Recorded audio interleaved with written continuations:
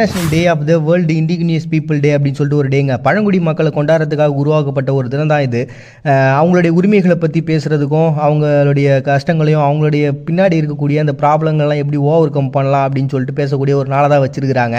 இது 1994 ஐக்கிய நாடுகள் சபையால் உருவாக்கப்பட்ட ஒரு தினம் தான். அவங்களுடைய பேசிக்கான கான்செப்ட் என்னன்னா, அவங்களுடைய நிலம் பூர்வீகமான உரிமைகள்லாம் என்ன அப்படின்றத பற்றி விவாதிக்கக்கூடிய அதுக்கான சட்டத்திட்டங்களை போடக்கூடிய நாள் தான். இதில் என்ன காமெடினா, அவங்க தான் நமக்கு உரிமையை கொடுக்கணும், ஆனால் நாம் அவங்களுக்கு உரிமை கொடுக்குறதா பேசுறதுன்றது நகைப்பான ஒரு விஷயம் தான்.